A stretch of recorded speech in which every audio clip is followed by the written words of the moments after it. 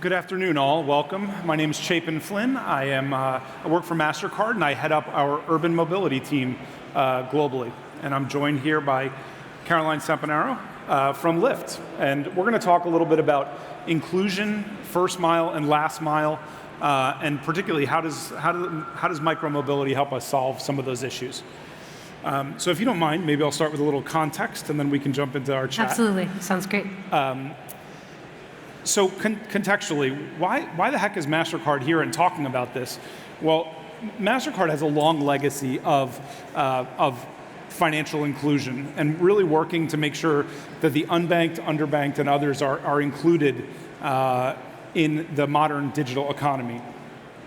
As a matter of fact, we made a commitment several years ago to include 500 million people in the digital economy, which we achieved, and we're hoping to hit 1 billion next year. And as part of that, what we really started thinking about, our team, our urban mobility team, started chewing on this idea of how does that apply in urban mobility? How can we make people more financially included through urban mobility? And the question that sprung to mind was, well, are people physically included enough? Can people get adequate access to healthcare, to employment, to education? And in theory, we said probably not, but how do we prove that? And so we are very lucky at Mastercard to have the Mastercard Economics Institute, which is I am a self-professed data geek. There's plenty of others at Mastercard like that. And so they really dug into this challenge that said, can we use anonymized and aggregated Mastercard transactional data combined with public sources to feed into this question that says, are transit deserts a real thing? Do we have equitable access to urban mobility? Because the theory was, no, we don't. And so that's really what we wanted to dive into today. More specifically, we wanted to answer the questions, what is a transit desert? So we have defined a transit desert as with limited availability to public transportation. Areas with limited availability to public transportation. So like I said, I'm a data geek, which is why I'm looking at my phone. I'm going to rattle off a few statistics for you about what we found as part of this study that we recently did. So roughly 119 million Americans live in transit-scarce areas where there's 0 transit stops in a postcode. That's about 36% of the US population lives in a place where there are no transit stops. The lowest income areas in transit-scarce areas tend to spend roughly twice their consumption on automotive fuel. So when we looked at what percentage of a person's spending is on automotive fuel, in low-income areas, it's almost twice as high as it is in higher-income areas. We also looked at the household income of zip codes with public transportation. That's about where there's a lot of availability of public transportation, about $75,000 a year. Where there's very little, there's lower income populations, about 59,000 per year in transit deserts. So significant differences there. The other thing we looked at is education.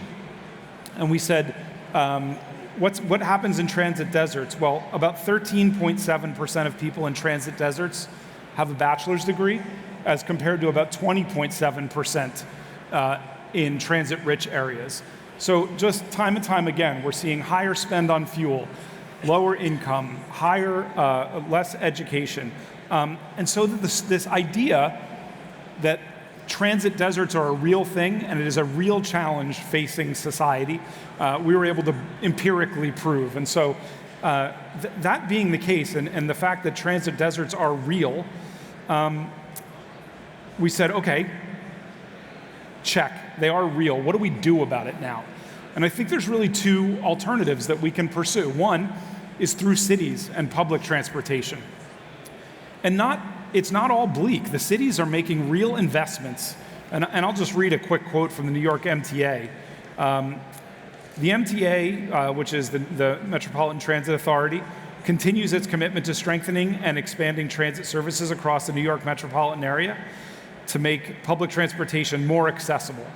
As part of that, what they said is they're going to install the 2nd Avenue subway to East Harlem, and that they're installing 4 new rail stations in the Bronx, which were historically transit-deprived areas. Those are terrific actions, but it's really hard to scale infrastructure investments of that size. And so I think what we really need to be looking at is public transportation and private transportation, which is why I'm joined today by Caroline, who is the head of Lyft's Micromobility and Transit Policy team. So thank you again for joining me today. Absolutely. So with all of that in mind, all of these challenges that surround moving people around urban areas and the limitations that cities and public entities face, I'm just wondering, what is Lyft doing to address this, and how are you working through some of the challenges in this space? For those of you that are not familiar with Lyft, very quickly, we were founded in 2012. We're a US-based company. We pioneered the rideshare category in transportation. We provide that service in the United States and in Canada. We are also a leading provider of bike share, which is why I'm here today. We operate the City Bike program in New York City, among others in North America. We also supply bike share equipment to more than 50 cities around the world globally, including here in London, Santander Cycles. So to answer your question, Chapin, I'll focus on City Bike, actually. When we took over operations of the program in 2019, we made equity a priority. The service area had been rather limited to the central business district in Manhattan and part of Brooklyn. And we knew this was an issue because we weren't fulfilling the promise of bike share to deliver on that first last mile connection in transit deserts in particular. And so over the last few years, we've tripled the service area, and we've introduced e-bikes into the program for the very first time. And what we're seeing is that e-bikes within the bike share context are really a game changer when it comes to equity and access. In New York City alone, our reduced fare members took 4 million trips last year. And as we introduce e-bikes, we've seen disproportionately our low-income members rely on those bikes for their travel and transportation. They're making longer trips, they're making more frequent trips. I'll focus on the South Bronx in particular, which, for those of you familiar with New York City, is a transit desert. It's been known as such for some time. 68% of the bike share trips happening in the South Bronx through City Bike today are from low-income members of the program, which is incredible. 2/3 of those trips are being made on e-bike, proving that the e-bike is introducing more people and creating those critical connections. And I think you're right to say also that the public-private partnership is really the foundation for leveling up the services we're providing. Yeah, that's great. And particularly interesting about the impact that e-bikes have had, that low-income populations are availing themselves so frequently of e-bikes. That's a very compelling proposition. And I think that's really what we need to think about from the perspective of how do we close these gaps? And it sounds like Lyft's really taking some nice steps to address that. Yeah, we are, and we have great partnerships, not just with the public sector, but with companies like Mastercard. Mastercard was one of our first partners on the City Bike program, actually, in New York. You tell us a little bit more about the programs you're doing to fuel equity access in the mobility space? Yeah, I'm happy to do so. I mean, we're working with transit authorities around the world, operators around the world. Lyft is a great example. And I think rather than talking you through kind of a future state, I think I'll take a look back for a second. And when I think about what has Mastercard done in the past to address these types of issues, I think we only have to go back as far as COVID to say, Los Angeles in the US was facing serious pressure to address the financial needs of the unbanked, underbanked, and low-income populations across LA. Mayor Garcetti raised his hand and said, we really need help to solve this challenge, and how do we get money in the hands of those that need it most? And in days, we helped LA assemble a program that used cards to distribute funds faster than a social benefit had ever been distributed up to that point. And I think we need to look for opportunities such as that to solve some of these transit challenges. How can we make it easier for unbanked and underbanked populations to pay for urban mobility, whether that be within the context of public mobility or outside of the context of public mobility, and in something like private mobility? So how can those populations avail themselves of transportation, give themselves better access to healthcare, to employment, to education than they've ever had before? And I think it's a combination of all three. It's private transportation, it's public transportation, and it's public-private partnerships throughout that journey. I am curious, from your perspective, is looking ahead, how can the public sector partner with Lyft to make your services more accessible and increase access for the unbanked and underbanked populations? It's a great question. I mean, I think the more we think about bike share as a part of the public transit system, the more we can do to leverage it to help people get where they're going at a lower cost.